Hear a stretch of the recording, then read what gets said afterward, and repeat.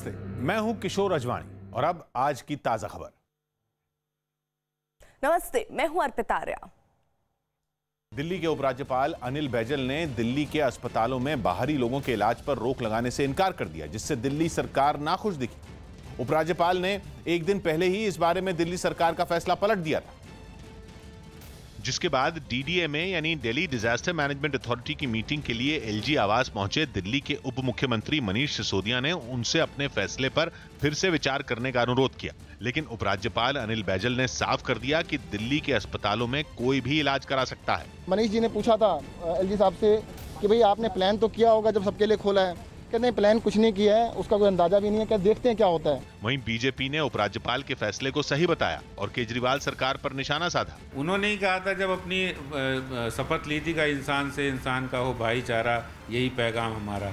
ये कहने वाले आज ऐसी बातें कर रहे हैं क्योंकि उन्हें अपना काम किया नहीं ग्राउंड लेवल पे। और कांग्रेस भी इस मामले में उपराज्यपाल के समर्थन में उतर आई। लेफ्टिनेंट गवर्नर का सही फैसला है।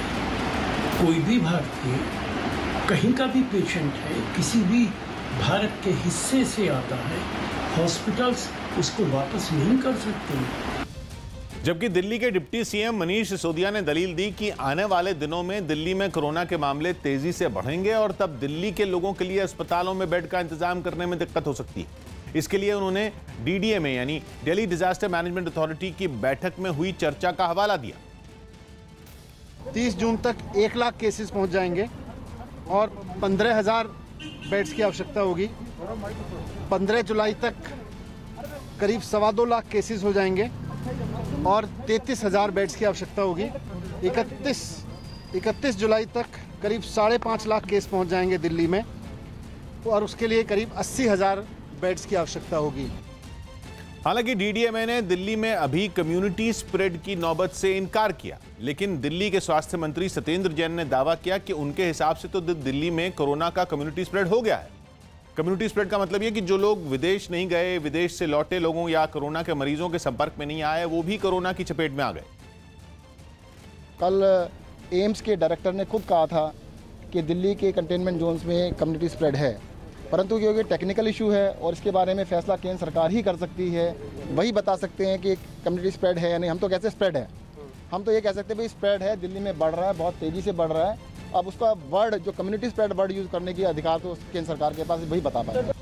मुंबई के पास कल्याण में बसों से दफ्तर जाने के लिए लोगों में होड़ मच गई। अनलॉक 1 में मिली छूट के बाद राज्य में शर्तों के साथ सरकारी और निजी दफ्तरों को खोल दिया गया, लेकिन लोकल ट्रेनें पिछले 2.5 महीने से बंद हैं, जिसकी वजह से बसों से ऑफिस जाने के लिए शहर के एक बस डिपो में लोगों की भीड़ जुट गई। बाद में बसों में चढ़ने के लिए लोगों में होड़ मच गई। दफ्तर जाने के लिए निकले लोग कोरोना वायरस से बचने के लिए मुंह पर मास्क लगाए तो दिखे, लेकिन उनके बीच सोशल डिस्टेंसिंग की भारी कमी दिखी। 2 गज की दूरी बनाने की बजाय बस में चढ़ने के चक्कर में लोग एक दूसरे से चिपके नजर आए। हालांकि वहां लोगों से सोशल डिस्टेंसिंग का पालन कराने के लिए जमीन पर गोल घेरे बने दिखाई दिए, लेकिन किसी ने भी उनमें खड़े होने की जहमत नहीं उठाई। इसी तरह की एक तस्वीर मुंबई के पास डोंबिवली से भी आई, जहां दफ्तर जाने के लिए एक बस स्टॉप पर लोगों की लंबी लाइन दिखाई दी। कोरोना से बचने के लिए ज्यादातर लोग मुंह को मास्क और कपड़े से ढके दिखे, लेकिन लाइन में खड़े लोग एक दूसरे से जरूरी दूरी बनाना भूल गए। अनलॉक 1 में रियायत के बाद नियमों के तहत मध्य प्रदेश में 12वीं की बोर्ड परीक्षाएं शुरू हो गई। कोरोना वायरस की वजह से ये परीक्षाएं बीच में ही रोक दी गई थी। कोरोना संकट के बीच जरूरी दिशा निर्देशों का पालन करते हुए कई छात्र भोपाल के एक परीक्षा केंद्र पर भी पहुंचे, जहां परीक्षा केंद्र के गेट पर सभी छात्रों के हाथ सैनिटाइज करवाए गए और फिर एक-एक कर उनकी स्क्रीनिंग की गई। नियमों के तहत सभी छात्र मास्क लगाकर परीक्षा देने पहुंचे। परीक्षा केंद्र के अंदर भी हर एक कमरे में छात्रों को इस तरीके से बैठाया गया जिससे उनके बीच जरूरी दूरी बनी रह सके। छात्रों के अलावा परीक्षा ड्यूटी पर तैनात टीचर भी पूरे सुरक्षा इंतजाम के साथ पहुंचे। टीचर्स भी अपने सारे मास्क लगाए हुए हैं, हैंड ग्लव्स पहने हुए हैं, सैनिटाइजर है, सब यहाँ व्यवस्था भी की गई। भोपाल के अलावा मंदसौर के एक परीक्षा केंद्र पर भी इसी तरह की सख्ती देखने को मिली। वहां पहुंचे छात्रों की स्क्रीनिंग के बाद साबुन और पानी से उनके हाथ धुलवाए गए और फिर हाथों को सैनिटाइज करने के बाद ही उन्हें अंदर भेजा गया। हालांकि बोर्ड की परीक्षाओं में छात्रों को दूर दूर ही बिठाया जाता है, लेकिन कोरोना संकट की वजह से मंदसौर के परीक्षा केंद्र में एक कमरे के अंदर काफी कम छात्र बैठाए गए। ऐसा इसलिए किया गया ताकि जरूरी दूरी के नियमों का सही तरीके से पालन किया जा सके। बैठक व्यवस्था भी हमने जिस कमरे में पहले 40 थे वहाँ 20 कर रहे हैं। सोशल डिस्टेंसिंग का भी हमने बंद किया है। बीजेपी नेता ज्योतिरादित्य सिंधिया और उनकी मां माधवी राजे सिंधिया को कोरोना हो गया। लॉकडाउन के ऐलान के बाद से ही वो अपने परिवार के साथ दिल्ली में रह रहे थे, लेकिन 4 दिन पहले ज्योतिरादित्य सिंधिया की तबीयत खराब हो गई और उन्हें दिल्ली के एक अस्पताल में भर्ती करवाया गया। ज्योतिरादित्य सिंधिया को गले में खराश और बुखार की शिकायत थी, इसीलिए उनका कोरोना टेस्ट करवाया गया। एहतियात के तौर पर उनकी मां माधवी राजे सिंधिया का भी कोरोना टेस्ट करवाया गया, जबकि उनमें कोरोना के लक्षण नहीं थे। लेकिन जब रिपोर्ट आई तो ज्योतिरादित्य सिंधिया और उनकी मां दोनों कोरोना पॉजिटिव मिली। चीन के गुआंगशी प्रांत में भारी बारिश और जमीन खिसकने की वजह से 2 लोगों की मौत हो गई। दक्षिणी चीन के इस इलाके में लगातार भारी बारिश के बाद हालात बिगड़ गए और वहां नदियां उफान पर आ गईं। इन नदियों का पानी रिहायशी इलाकों में भर गया, जिसकी वजह से हर तरफ पानी ही पानी नजर आने लगा। सड़कें नदियों में तब्दील हो गईं। कई जगहों पर तो पानी का बहाव इतना तेज था कि बाहर निकलना भी मुश्किल हो गया। बारिश और बाढ़ के अलावा जमीन खिसकने से भी हालात और बिगड़ गए। जमीन खिसकने की वजह से इलाके के कई मकान बर्बाद हो गए, जबकि कईयों के अंदर कीचड़ और मलबा भर गया। लोगों की मदद के लिए वहां राहत बचाव की कई टीमें तैनात की गईं, जो मलबे में फंसे लोगों को निकालती नजर आईं। बाढ़ में कई बुजुर्ग और बच्चे भी फंस गए थे, जिन्हें रस्सियों और नावों की मदद से बचाया गया। कुछ दूसरे इलाकों में भी यही हालात नजर आए। एक जगह तो कुछ लोग सड़क पर बह रहे पानी में मछलियां पकड़ते नजर आए। दिल्ली के नजदीक नोएडा में पूर्व विधायक गुड्डू पंडित के खिलाफ सोशल डिस्टेंसिंग का नियम तोड़ने के आरोप में पुलिस ने केस दर्ज कर लिया। उत्तर प्रदेश के बुलंदशहर की डिबाई विधानसभा सीट से 2 बार विधायक रह चुके गुड्डू पंडित उस वक्त चर्चा में आए जब उनका एक वीडियो सोशल मीडिया पर वायरल हुआ, जिसमें वो अपने समर्थकों के साथ हाईवे पर सोशल डिस्टेंसिंग के नियम का पालन नहीं करते हुए फरसे से केक काटते दिखाई दिए। कोरोना वायरस से बचने के लिए 2 गज की दूरी बनाए रखने की बजाय पूर्व विधायक गुड्डू पंडित और उनके समर्थक एक दूसरे को केक खिलाते दिखे। कई लोग तो एक साथ तस्वीरें लेते नजर आए। यही नहीं, भीड़ में शामिल कोई भी आदमी कोरोना से बचने के लिए मास्क लगाए नहीं दिखा। खुद गुड्डू पंडित ने भी मास्क लगाने की जरूरत नहीं समझी। केक काटने के बाद वहां मौजूद लोगों ने पूर्व विधायक के समर्थन में नारेबाजी की। बाद में गुड्डू पंडित का अपने समर्थकों के साथ केक काटने का वीडियो सोशल मीडिया पर वायरल हो गया, जिसके बाद पुलिस ने सोशल डिस्टेंसिंग का नियम तोड़ने के आरोप में उनके खिलाफ केस दर्ज कर लिया। थाना दादरी पर अभियोग पंजीकृत किया गया है। अग्रिम वैधानिक कार्रवाई की जाएगी। मामले ने जब तूल पकड़ा तो पूर्व विधायक गुड्डू पंडित सामने आए और उन्होंने इस पूरी घटना पर अपनी सफाई दी। कुछ लड़के हाईवे पर अपना जन्मदिन मना रहे थे। उन्होंने मेरी गाड़ी पे केक रख दिया, भैया एक केक काट दीजिए और चले जाइए। तो मैंने वो केक काट दिया और समझाया नौजवानों को। लॉकडाउन खुलने के बाद मास्क की आड़ में अपराध बढ़ने की आशंका से मध्य प्रदेश पुलिस ने बैंकों, वित्तीय संस्थाओं और गहनों की दुकानों की सुरक्षा के लिए एक सर्कुलर निकाला, जिसके तहत वहां आने वाले लोगों को एंट्री से पहले वहां लगे सीसीटीवी कैमरों के आगे कुछ देर के लिए अपना मास्क हटाना होगा। पुलिस के इस सर्कुलर का पालन करने की एक तस्वीर राजधानी भोपाल में देखने को मिली, जहां एक बैंक में आने वाले लोगों को बैंक में घुसने से पहले मास्क हटाकर वहां एंट्री पर लगे सीसीटीवी कैमरे की तरफ देखने को कहा गया, ताकि उनकी तस्वीर सीसीटीवी कैमरे में रिकॉर्ड हो जाए और मास्क की आड़ में बदमाश अपना चेहरा छुपाकर लूटपाट की वारदात को अंजाम न दे पाए। सीसीटीवी कैमरे में तस्वीर रिकॉर्ड होने के बाद लोगों के हाथ सैनिटाइजर से साफ कराए गए और उनका तापमान मापने के बाद ही उन्हें बैंक में घुसने दिया गया। कि सामने सीसीटीवी कैमरा और सामने जब जो भी ग्राहक आता है उसे इस तरह से पहले एक बार मास्क हटाना पड़ता है और उसके बाद उस सीसीटीवी कैमरे में उसकी फोटो कैप्चर होती है और उसके बाद उसको यहाँ से अंदर बैंक में जाने की इजाजत मिलती है। इतना ही नहीं, पुलिस के आदेश का पालन ठीक तरह से हो, इसके लिए बाकायदा एक कांस्टेबल बैंक के बाहर निगरानी करता हुआ भी नजर आया। संदिग्ध होगा तो उसकी फोटो कैप्चर होने पे वो आराम से हमारे क्राइम उसमें पकड़ाई में आ जाएगा, इसलिए हमारी निगरानी में ये कैमरे लगे हुए। कोरोना संकट के बीच बांग्लादेश की राजधानी ढाका में पुलिस वालों ने योग किया। कोरोना के इस दौर में पुलिस कर्मियों को शारीरिक और मानसिक रूप से तंदुरुस्त रखने के लिए योग शिविर लगाया गया, जिसमें कई पुलिस वालों ने हिस्सा लिया और वो एक खुले मैदान में बैठकर योग करते नजर आए। पुलिसकर्मी वहां पर कपालभाति और धनुरासन समेत योग के कई आसन करते दिखाई दिए। जवानों के अलावा अधिकारियों ने भी योग की मदद से अपने तनाव को कम किया। सामने बैठे ट्रेनर उन्हें सही ढंग से योग करने का तरीका बताते नजर आए।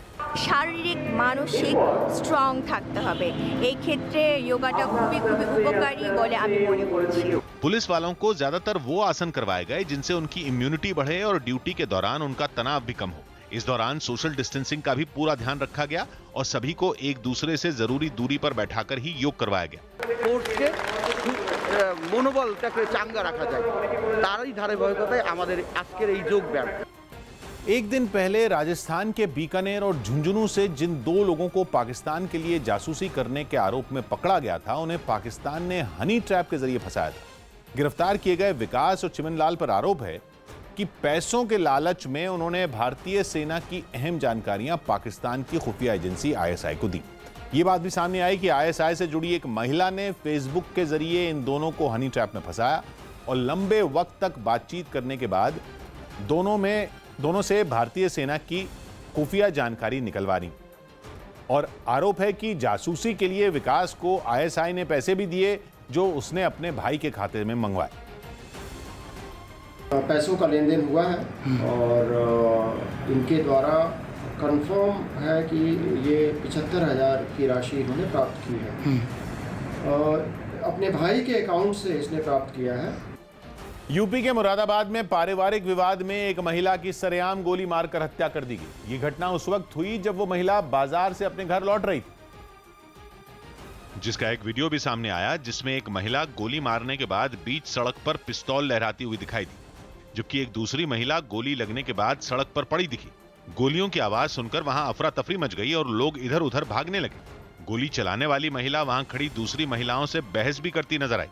इस बीच घटना वाली जगह के आसपास कई लोग जमा हो गए, लेकिन किसी ने भी महिला को पकड़ने की कोशिश नहीं की। जानकारी मिलते ही कुछ पुलिस वाले घटना वाली जगह पहुंचे और गोली लगने से घायल हुई महिला को अस्पताल पहुंचाया, जहां उसकी मौत हो गई। इस मामले में पुलिस ने इलाके की कुछ महिलाओं से पूछताछ भी की और जांच के दौरान जहां जहां हत्या के सबूत मिले वहां वहां गोल घेरे बना दिए। पर एक महिला द्वारा कंट्री मेड पिस्टल से एक दूसरी महिला के ऊपर गोली चलाई गई। जो हमलावर महिला है उनको गिरफ्तार किया गया है। पुलिस ने बताया कि दोनों महिलाओं के बीच पिछले कुछ समय से पारिवारिक विवाद चल रहा था। जिसकी हत्या हुई है, महिला इसे मोबाइल से कॉल करती थी और आपस में उनका वाद विवाद चलता था। इसके वजह से इनके आपस में बहुत द्वेष था। लॉकडाउन की वजह से पिछले कई दिनों से बंद पटना का चिड़ियाघर और पार्क सैर करने वालों के लिए खोल दिए गए।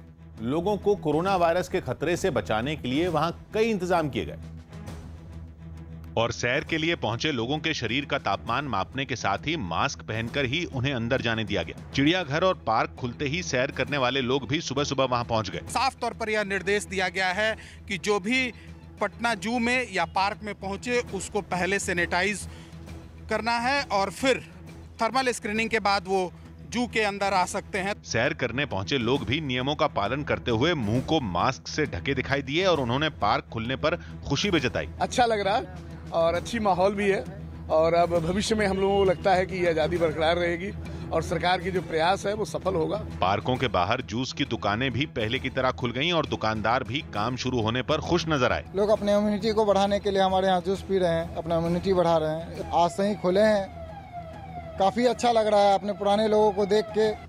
अमेरिका के ह्यूस्टन में अफ्रीकी मूल के अमेरिकी नागरिक जॉर्ज फ्लॉयड के अंतिम दर्शन के लिए लोगों की भारी भीड़ उमड़ गई। जॉर्ज फ्लॉयड की मिनेसोटा में पुलिस हिरासत में मौत हो गई थी, जिसके बाद अंतिम दर्शन के लिए उनके ताबूत को ह्यूस्टन की एक चर्च में रखा गया। सुरक्षा के बीच उनके ताबूत को चर्च के अंदर पहुंचाया गया, जहां कई लोग उनके अंतिम दर्शन करते नजर आए। जॉर्ज फ्लॉयड को आखिरी बार देखने के लिए वहां सैकड़ों लोग पहुंच गए। कई लोग कतार में लगकर चर्च के अंदर जाने का इंतजार करते दिखे। चर्च के बाहर भी लोगों की भीड़ नजर आई। इन लोगों ने जॉर्ज फ्लॉयड की मौत के बाद दुनिया में बदलाव आने की भी उम्मीद जताई। मुंबई के सरकारी अस्पतालों से कोरोना के मरीजों के शव गायब होने से हड़कंप मच गया, जिसके बाद इस मामले की जांच के आदेश दे दिए गए।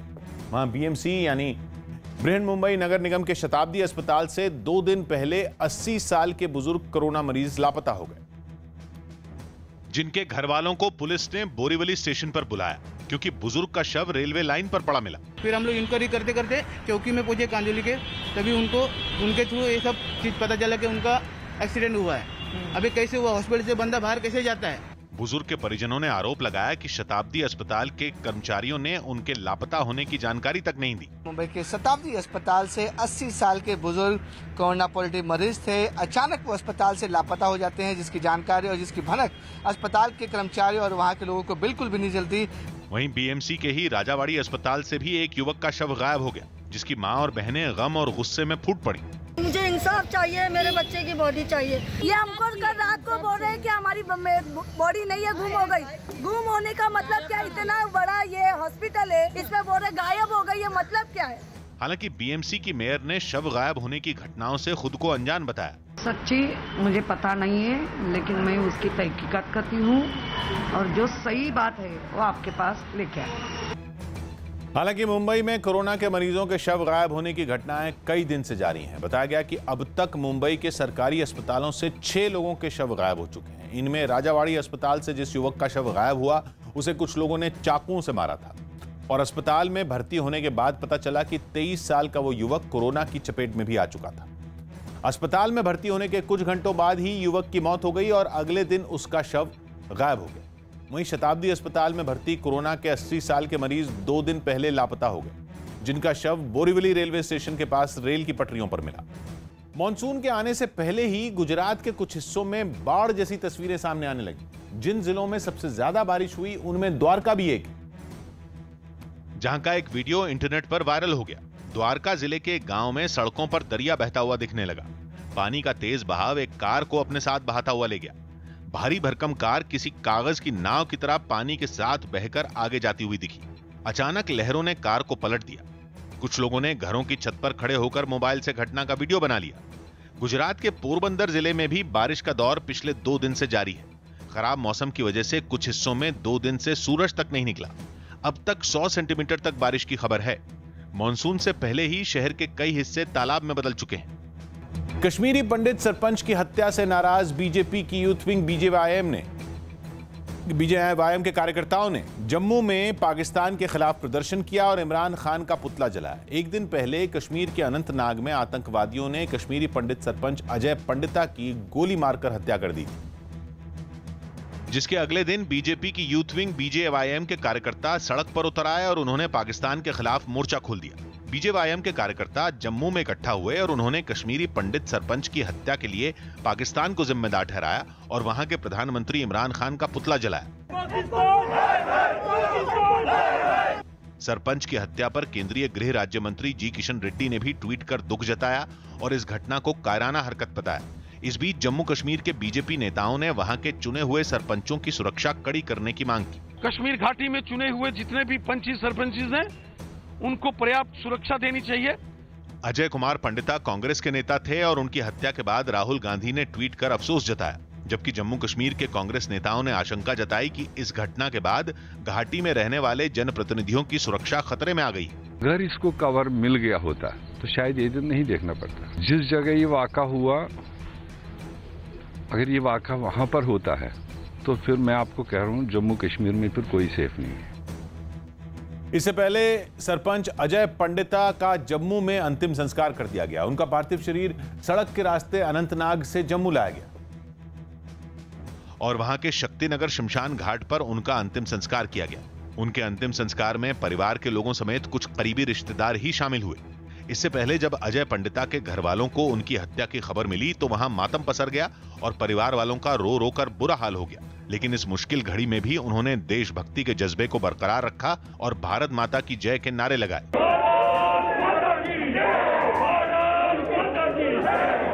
इतना ही नहीं, अजय पंडिता के पिता ने अपने बेटे की बहादुरी पर गर्व जताया और 2 टूक कहा कि उनके हिम्मत वाले बेटे से डरकर आतंकवादियों ने उस पर पीठ पीछे वार किया। इसको गोलियां दो, पीछे से लगाई। आप आगे से नहीं इसके क्योंकि ये काफी बहादुर था, आगे से इस पर अटैक नहीं कर सके, पीछे से इसको अटैक किया है। पिछले 17 साल में ऐसा पहली बार हुआ है जब आतंकवादियों ने घाटी में किसी कश्मीरी पंडित की हत्या की है। चीन के साथ चल रहे सीमा विवाद से जुड़ी अहम खबर आई। दोनों देशों की सेनाओं के बड़े अधिकारियों की बातचीत के बाद भारत और चीन ने शांति से सीमा विवाद को सुलझाने का फैसला किया, जिसके बाद पूर्वी लद्दाख के कई इलाकों से चीन की सेना करीब 2.5 किलोमीटर पीछे हट गई, जबकि भारत ने भी अपनी सेना को कुछ पीछे कर लिया। 6 जून को कोर कमांडर स्तर की बातचीत के बाद दोनों देशों की सेनाओं में इस पर सहमति बनी। मेक्सिको की राजधानी मेक्सिको सिटी में पुलिस के खिलाफ लोग सड़कों पर उतर आए। आरोप है कि कुछ दिनों पहले वहां पर हुए एक प्रदर्शन में कुछ पुलिस वालों ने एक प्रदर्शनकारी की बड़ी बेरहमी से पिटाई कर दी थी, जिसके विरोध में लोग सड़कों पर उतर आए और तोड़फोड़ करने लगे। उनके रास्ते में जो कुछ भी आया उसे वो तहस नहस करते चले गए। कई बस स्टॉप को भी उन्होंने निशाना बनाया और वहां पर भी जमकर तोड़फोड़ की। इसके बाद प्रदर्शनकारी एक इमारत के पास पहुंचे और उसमें लगे शीशे को तोड़ने लगे।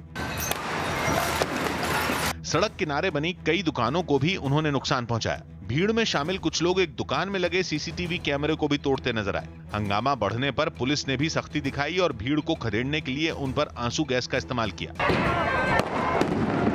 सड़क पर प्रदर्शन कर रहे लोगों पर इस कार्रवाई का कोई असर होता नहीं दिखा और वो पुलिस के विरोध में हंगामा करते रहे। सुप्रीम कोर्ट के आदेश के बाद भी दिल्ली से लगने वाली यूपी की सीमाओं पर ट्रैफिक जैम कम नहीं हो रहा। यूपी पुलिस बिना पास के किसी को भी दिल्ली से यूपी में आने की इजाजत नहीं दे रही।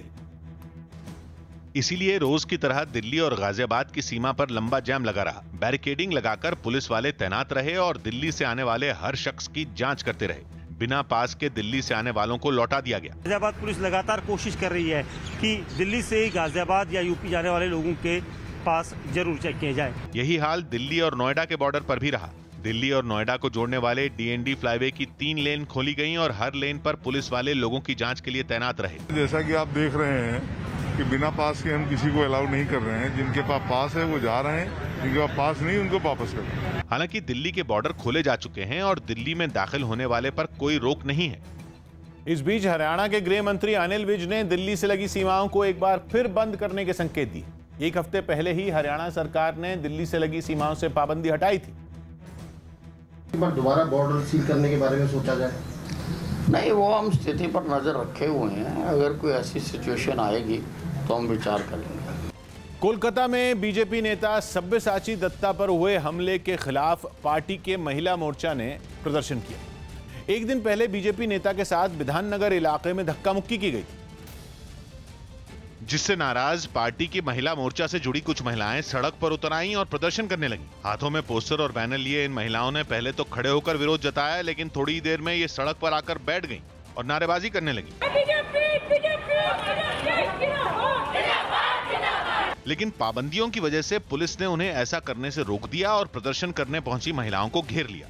पुलिस वालों ने पहले तो उन्हें हटाने की कोशिश की, लेकिन वो नहीं मानी तो उन्हें जबरन गाड़ी में बैठाना शुरू कर दिया।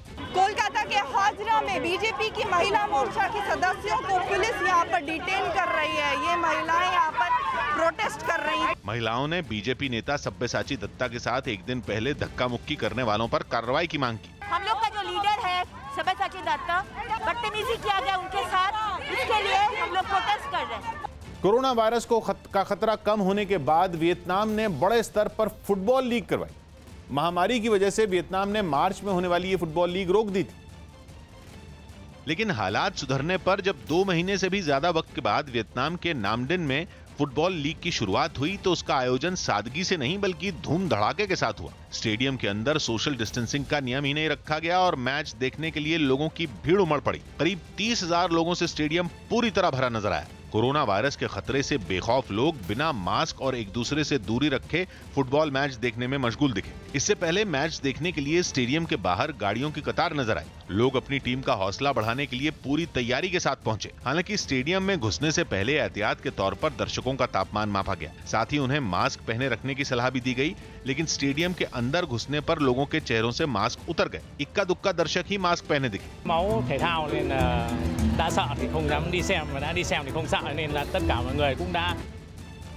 सुप्रीम कोर्ट ने केंद्र और राज्य सरकारों से कहा कि वो मजदूरों के खिलाफ नियम तोड़ने पर जो केस दर्ज हुए हैं उन्हें रद्द करने के बारे में सोचे। पलायन करने वाले मजदूरों की बुरी हालत देखकर अदालत ने खुद ही इस मामले पर संज्ञान लिया और केंद्र सरकार और राज्य सरकारों से कहा कि वो मजदूरों के खिलाफ नियम तोड़ने पर दर्ज मुकदमे रद्द करने के बारे में विचार करें, क्योंकि उन्होंने वो नियम मजबूरी की वजह से तोड़े। अदालत ने इस मामले में केंद्र और राज्य सरकारों से जवाब मांगा। साथ ही अदालत ने सरकारों को आदेश दिया कि वो मजदूरों को उनके गांव में ही रोजगार देने पर हलफनामा दाखिल करें। अदालत ने एक बार फिर बड़े शहरों में फंसे मजदूरों को 15 दिन में उनके गांव वापस भेजने को कहा और सुनवाई के दौरान कहा कि अगर कोई मजदूर ट्रेन में रिजर्वेशन के लिए आवेदन देता है तो उसे 24 घंटे के अंदर सीट मुहैया कराई जाए। देखिए, केंद्र सरकार ने ये तय ही कर लिया था, क्योंकि 1 करोड़ से ज्यादा लोगों को हम प्रवासी जो मजदूर हैं उसको भेज चुके हैं और माननीय सुप्रीम कोर्ट ने भी कहा है और उस पर पहले से ही काम हो रहा है और तेजी से जो लोग जाना चाहेंगे उनके लिए ट्रेनें उपलब्ध करा रही है केंद्र सरकार। ब्रेक के बाद भी जारी रहेगी आज की ताजा खबर।